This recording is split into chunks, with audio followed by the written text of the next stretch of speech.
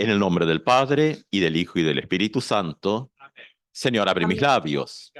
Invoca tu alabanza. Señor, te confieso todos mis pecados, mis flaquezas y mis fallas, mis muchísimas fallas. Vive con confianza. Dios ha perdonado tus pecados, tus flaquezas y tus fallas.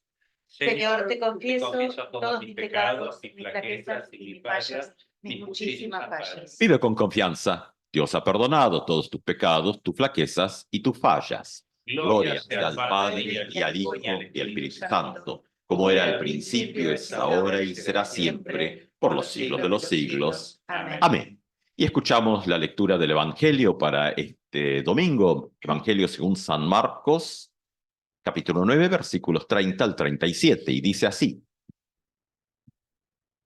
El segundo anuncio de la pasión. Al salir de allí, atravesaron la Galilea.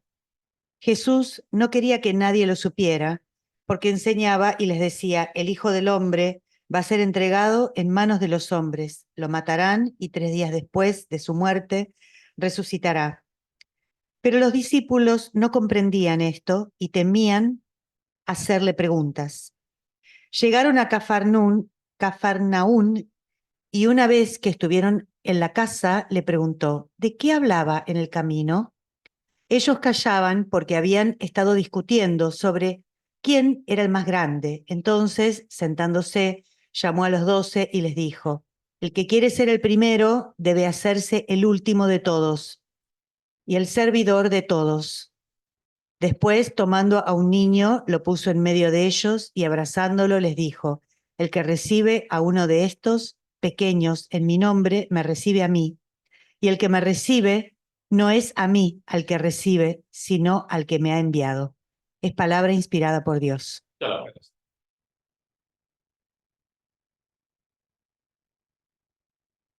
Gracia, paz a ustedes, de Dios nuestro Padre, de su Hijo Jesucristo. Amén. Amén. Hemos avanzado en las lecturas, el leccionario nos ha pegado así como un salto grande y sí, estamos en el segundo anuncio. El domingo pasado tuvimos el primer anuncio de la Pasión, ahora el segundo, pero claro, ¿qué ha pasado entre medio? Porque estos anuncios de la Pasión no son así como anuncios genéricos, como quien hace simplemente, bueno, una tabla de temas a resolver y lo va alargando uno atrás del otro. Están dados dentro de movimientos, relatos, historias, situaciones. Entonces, claro, cuando hacemos esto de hacer saltos, como hace nuestro buen leccionario, nos deja fuera justamente el contexto. Y ahí es donde perdemos un poco de qué es lo que está pasando. Entre medio, claro, como estos son temas que después cuando la liturgia de la iglesia tiene que organizar los temas, los va poniendo en ese circuito que la primera mitad del año litúrgico, ¿no? Que arranca ahí generalmente por diciembre, arranca el año litúrgico. El último domingo del año litúrgico es San Andrés. Perdón, no, es el domingo de la consumación, domingo de la eternidad, que, para hacer una lectura un poquito malvada, si uno mira el viejo himnario luterano de los años 60, decía último domingo del año eclesiástico. Luego los luteranos incorporaron también la fiesta de Cristo Rey, pero es una cosa totalmente reciente. Y después se dice, no, eso es tradición. Bueno, claro, lo de hace 24 horas también uno puede decir que es tradición, ¿no? Y tradiciones hay de todas, porque, bueno, digamos que el cristianismo tiene un montón de tradiciones. Algunas sin duda buenas, otras que, bueno, cada tanto tiene que pedir perdón por eso, ¿no? Y bueno, esto hace un poco a la construcción del tiempo. Entonces, claro, esto también ocurre en algún tipo de tiempo. Entonces, entre medio, entre ese primer anuncio de la pasión, donde hay una clave que va a marcar toda esta parte del Evangelio y nuestras reflexiones en los próximos domingos, hasta el final del año va a ir apareciendo esto, porque claro, aunque nosotras un poco en nuestra cabeza y en nuestra organización de calendario, vamos hacia la Navidad y el Año Nuevo, porque como que ahí termina el año, claro, el calendario.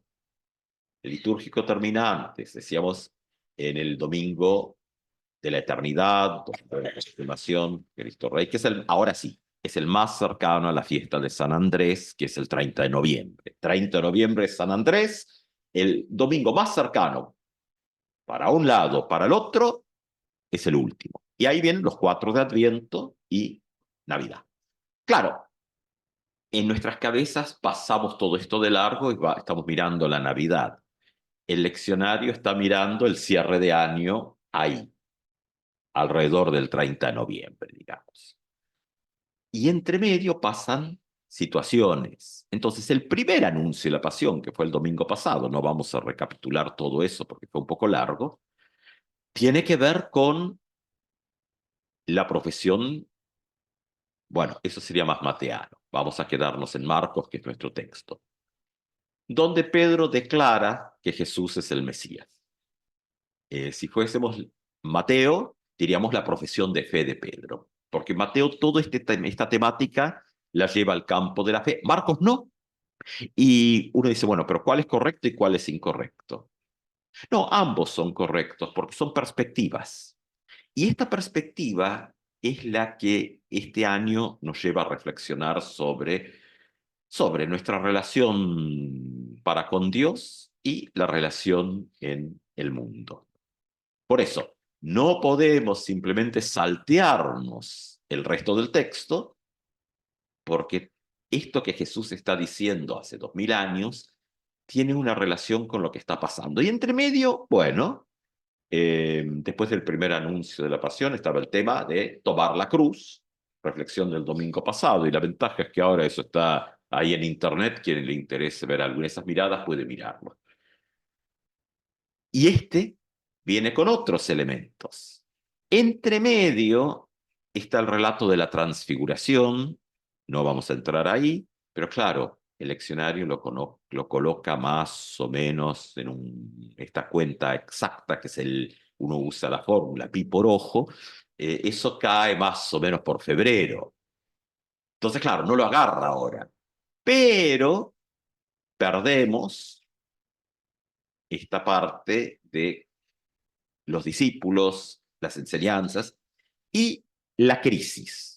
O sea, está el tema de Elías, que es la figura de Juan el Bautista, y la crisis de los discípulos, ahí justo al final del 8, los comienzos del 9 ya estaríamos, ¿no? Esto ya dentro del 9, la crisis de los discípulos que no pudieron curar una situación y las discusiones.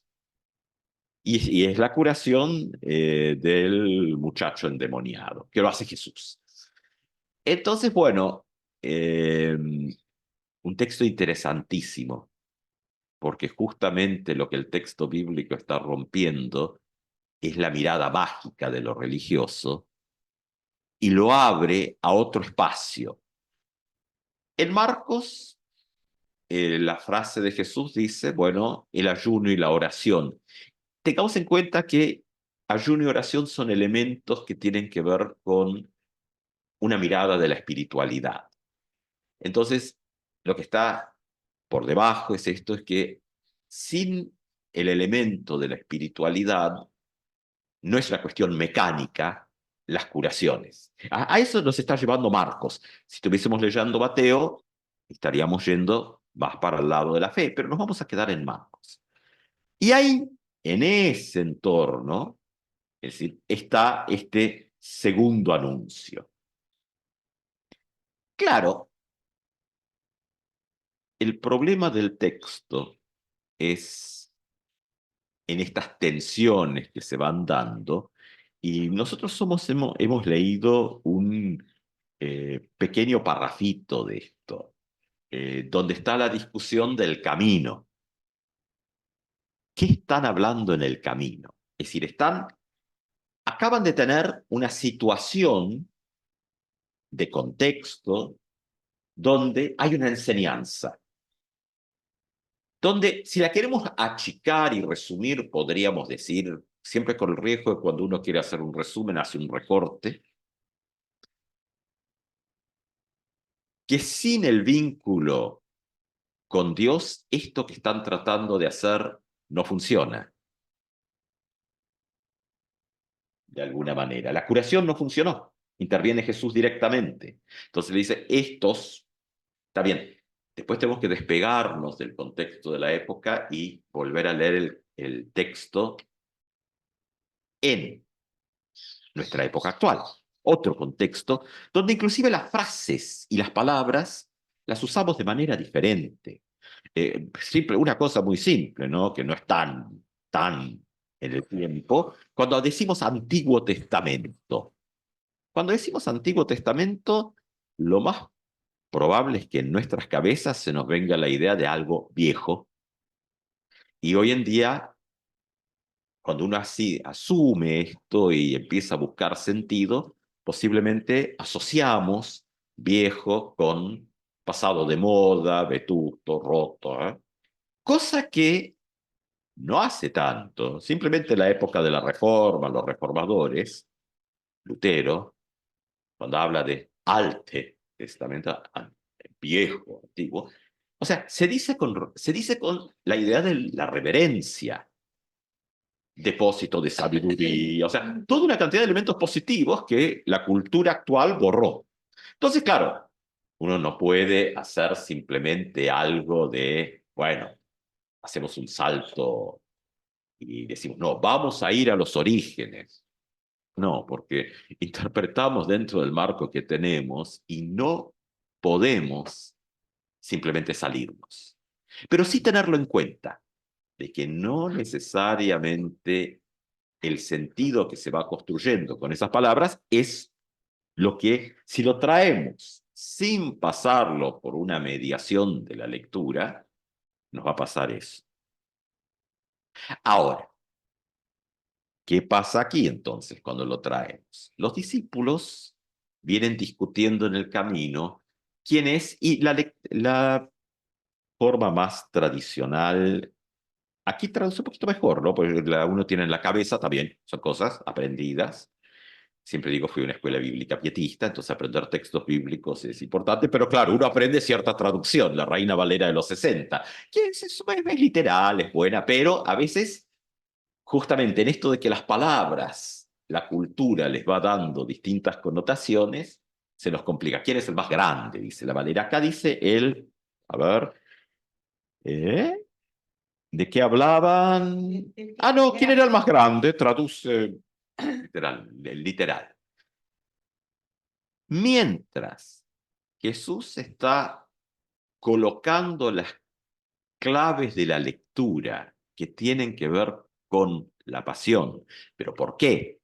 Tienen que ver con la pasión porque tiene que ver justamente de cómo en esta lectura cristiana Dios interviene en la transformación de la historia y del mundo y de la vida de las personas, y que eso produce un gran cambio en los modelos, los paradigmas, se dice hoy en día, ¿no? Que es lo que uno busca un poco en el texto, cuando uno mira poquito por debajo de la literalidad, de lo que está escrito, eso es el sintagma, uno se sumerge en el discurso profundo del texto, lo que está oculto, que es el paradigma.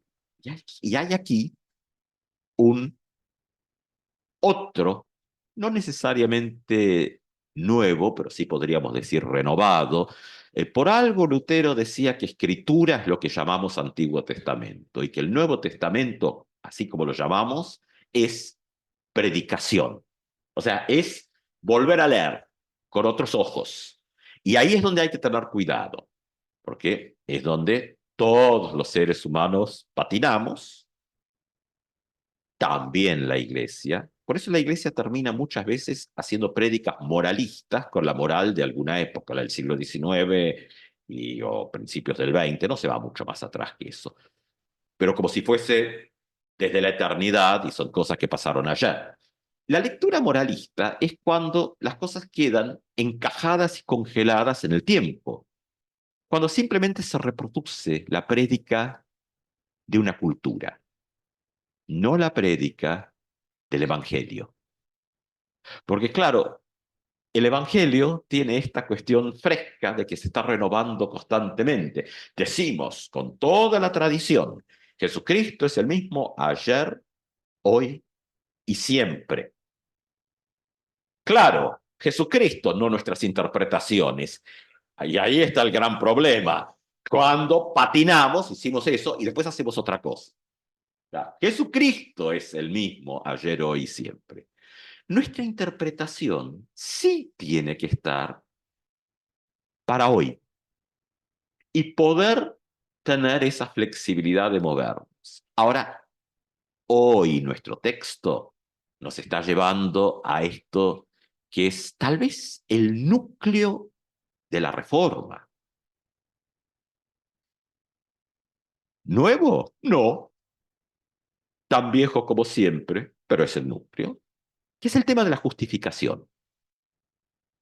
Dios que interviene en la historia humana a través del perdón de los pecados.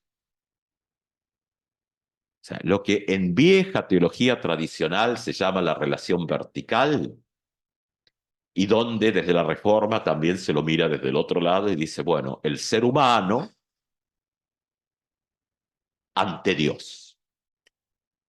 Lo van a encontrar en Lutero, lo van a encontrar en Calvino, un poco distinto, sí, pero ahí lo van a encontrar. El ser humano ante Dios. Y ahí está la justificación. Claro, esto después uno dice, bueno, más, menos elementos de la comunidad de fe.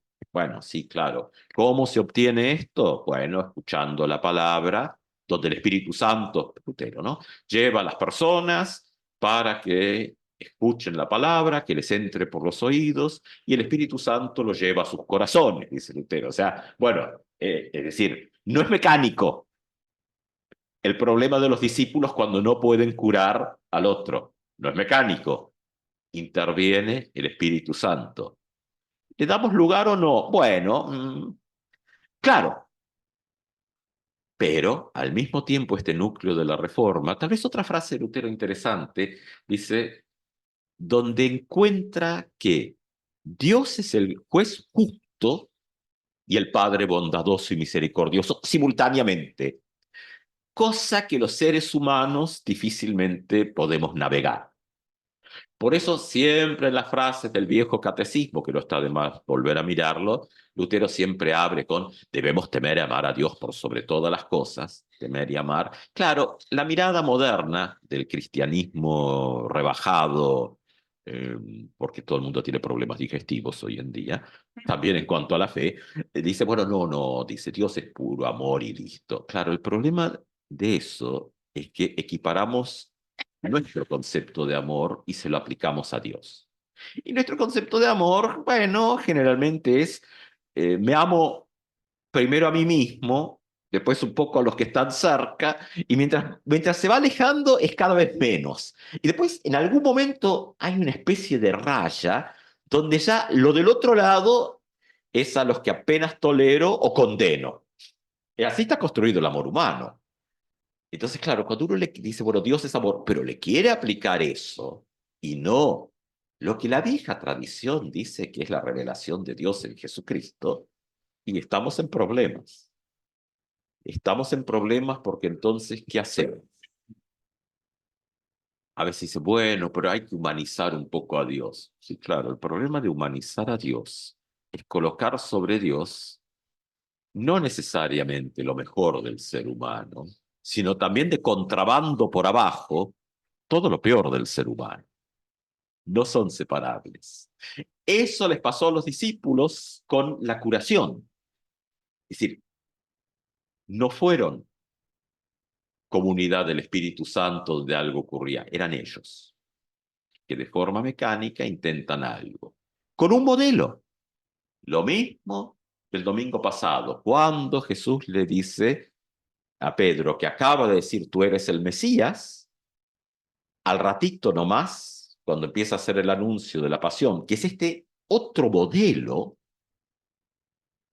Pedro va y dice, no, por ahí no, mejor que eso no pase, vamos por otro lado, y Jesús le dice, quítate delante de mí o ponte tras de mí, depende de la traducción que quieran usar, Satanás, porque tus pensamientos no son los de Dios, sino los de los seres humanos. Estamos en lo mismo. No funcionó la curación. Interviene directamente Jesús. Y en lugar de aprender algo, el camino de regreso discuten cómo se van a organizar el reparto del poder. ¿Quién es el más grande? O sea, ¿qué están diciendo? Están que en el mundo humano y todo, por supuesto que hay estructuras. La ley está y somos tradición de ley y evangelio, así que la ley está. Ahora, ahí está el problema. La ley y las estructuras están para que los que están arriba se aprovechen de los demás o están para el servicio. Lo que Jesús está haciendo con los anuncios, es decir, Dios en persona se pone al servicio, especialmente de aquellos y aquellas más dejados de lado en las estructuras humanas. Por eso toma la imagen del paidos niño en el texto, porque hoy en día, sí, claro, decimos, y está muy bien que así sea, los niños son sujetos de derecho. No lo eran hasta hace tanto atrás, porque todo el tema del patronajo y todo era, eso decía, no, eso es de la época de la Biblia, que no lo eran, no, no, hace unos años nomás. Eh, pero en la época de este texto, los niños eran posesiones del padre de familia. Estaba dentro de la lista de posesiones, como las mujeres. Es decir, hoy en día diríamos, bueno, no estamos de acuerdo con eso, en buena hora. Esperemos que así sea. Claro, porque cuando que se mantenga, porque estas cosas están y al rato pueden dejar de estar, ¿eh? Si no, es cosa de mirar nomás lo que pasa. Pero bueno, ahí está. ¿Dónde entonces se conecta la ley y el evangelio? En la cruz. Porque, y hay vieja teología clásica, Dios es Señor de todo el universo, o sea, de ley y de evangelio. Pero, ¿cuál Dios? ¿El Dios de los poderosos o el Dios de la cruz? Por eso, lo que regula es justamente el Cristo crucificado y resucitado, que vino no a ser servido, sino a servir. Texto bíblico clásico, ¿no?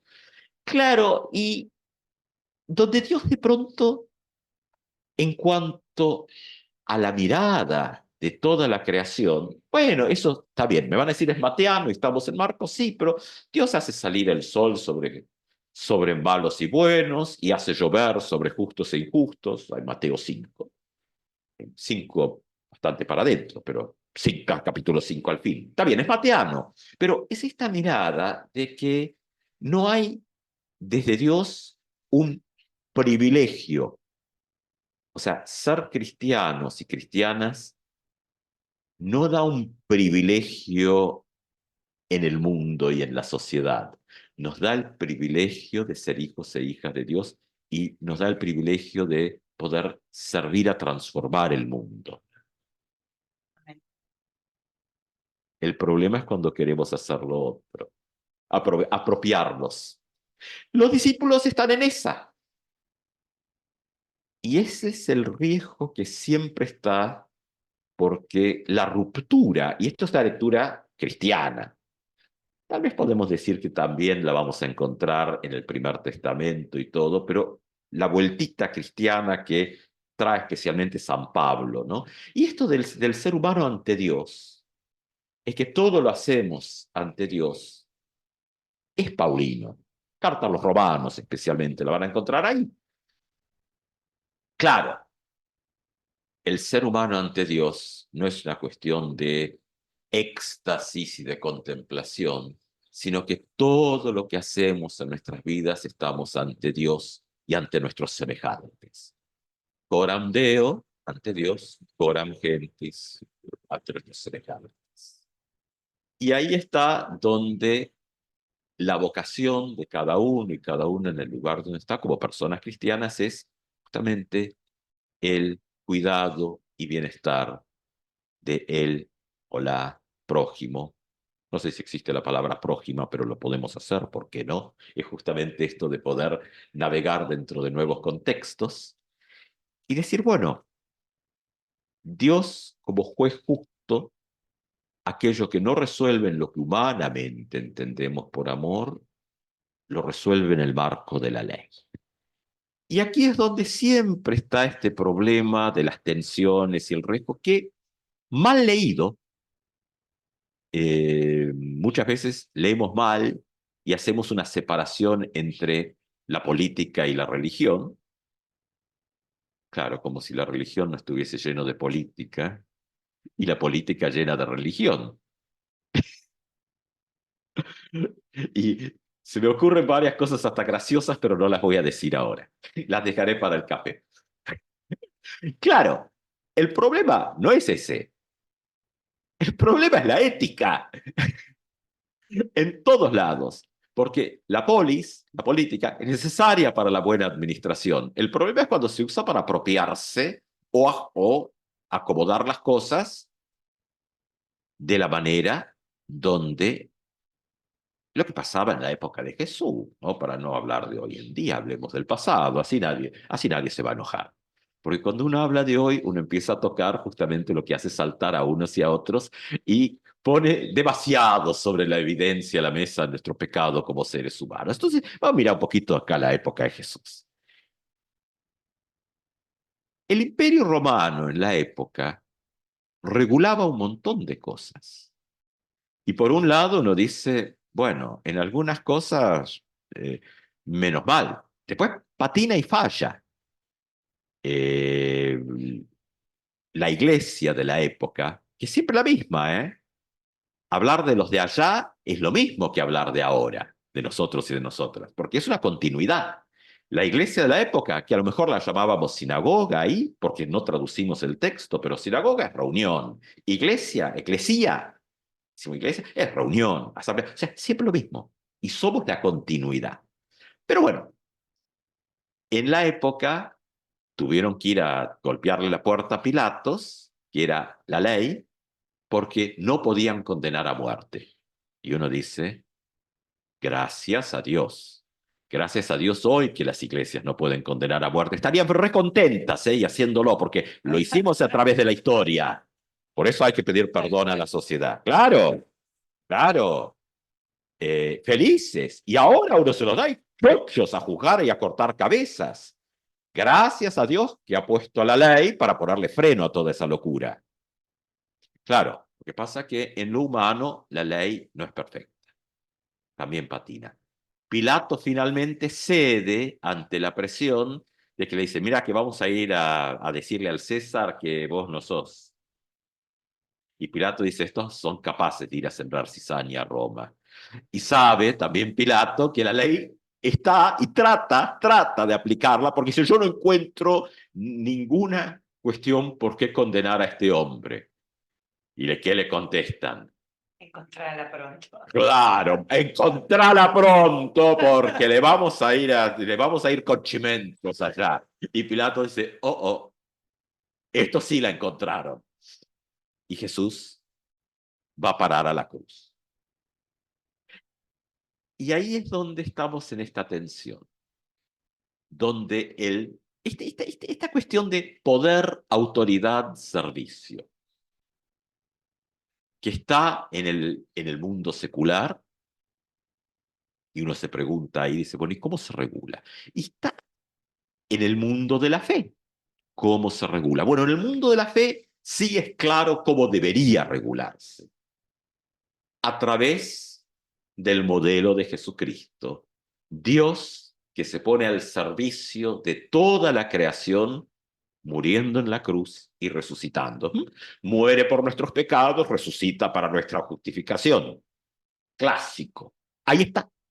Ahora, ¿cómo después esto pasa y se establece que en el ámbito del mundo cotidiano, todo espacio, entre comillas, de poder es un espacio de servicio para el bienestar?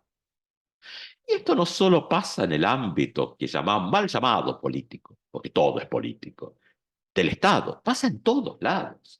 Y para irnos un poco atrás, para no hablar del presente, y después cada uno hará sus conexiones, ¿no? Y eso es tarea para el hogar. Pero decía años atrás yo era chico, decía quien partió con el Señor hace poquito, el doctor Pietro Antonio, ¿no? Pastor, así enojado, decía, lo que no me dejan decir en el púlpito lo voy a gritar en la plaza. Claro, ¿quién no deja decir en el púlpito? Bueno, cuando las congregaciones se convierten en los patrones, son citas un poco sueltas de Ricardo Pietrantonio, que escribió mucho sobre esto. Entonces, claro, se le paga el sueldo al pastor si se dice lo que la congregación quiere escuchar, que generalmente no es el evangelio, sino algo que diga, bueno, acomodamos las cosas. Por eso decía enojado. Y publicó una cantidad de materiales interesantísimos en la época, que uno los lee y dice, ¿y esto se decía en aquella época? Y uno mira el diario y dice, epa, ¿qué pasó entre medio? No mucho. O otras situaciones.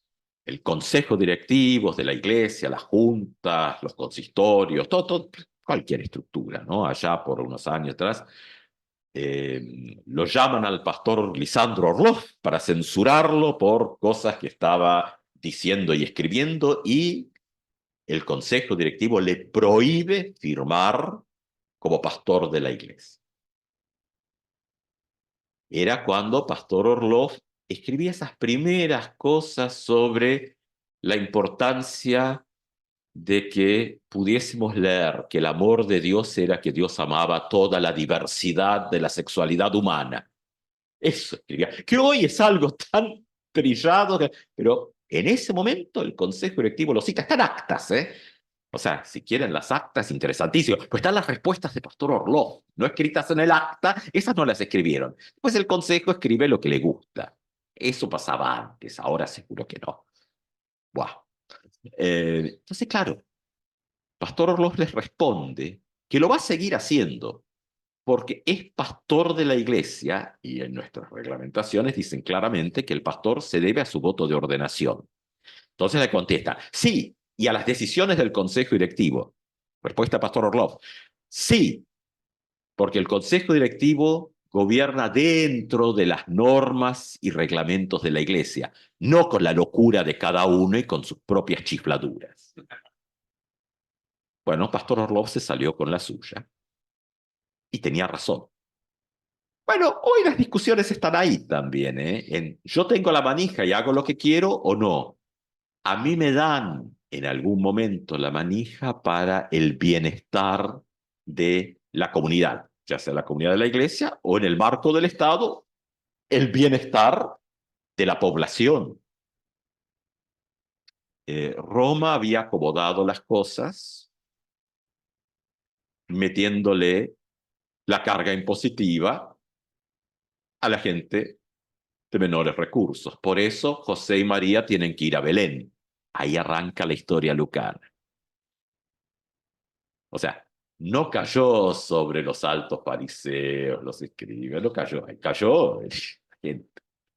Se salvó la casta. Sí, parece que eso pasa, ¿no? Acá no sé si está abierto el otro micrófono, pero bueno, pasan esas cosas, ¿no? ¿Y qué pasa entonces? Donde ya no hay comida, Jesús coloca la comida, la salud, la enseñanza. Bueno, los discípulos no pudieron leer eso. Estaban viendo que en esta nueva administración que se venía, ¿quién iba a agarrar la manija para hacer lo de siempre? Y no ver que el camino de Dios es el camino del servicio, del bienestar, a través de la cruz y la resurrección. Por eso el domingo pasado dice, bueno, si uno quiere ser parte de esto hay que tomar la cruz, que no es agarrar unos palos de madera y dar la vuelta a manzana. Es un cambio de modelo en cómo miramos a nuestro entorno. Si lo podemos mirar a través del amor de Dios, la absoluta generosidad de Dios, y dentro de ese camino de la atención humana, ser señales de esperanza para otros y para otras, al modelo de Jesucristo. Amén. Amén.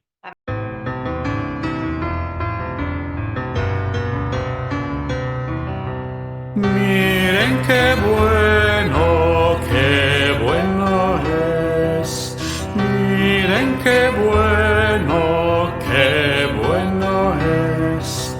Miren qué bueno es cuando los hermanos están juntos.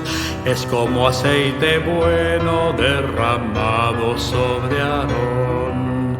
Miren qué bueno es. Miren qué bueno es. Miren qué bueno es cuando las hermanas están juntas. Se parece al rocío sobre los montes de Sión. Miren qué bueno es. Miren qué bueno es. Miren qué bueno es cuando los reunimos todos juntos, porque el Señor ahí manda vida eterna y bendición. Miren qué bueno es. Miren qué bueno